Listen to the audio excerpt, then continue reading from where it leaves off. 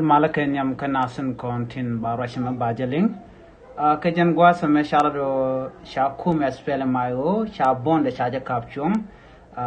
ka sha ka loire we ka juba tega gwas malka mi sha mal sha jolatin cha ko kapchum antama shan ja kuliling manan le ror gwasme shala de no sha SPLM IO bon mi jere we ka juba cha ja kapchum re we ka twitch is county ka panyagor e bon mi shop ke ne wera o kanidin kontin tin chiwen wini and which and chika within take dol ke mad male muala den wini ala conference ka sha ka wupen o dongde go chupten and gwasamo and ramadan la commissioner which ka panyagor chene ro chaka lo jok che panyagor jen wija dan and wa conference wa latin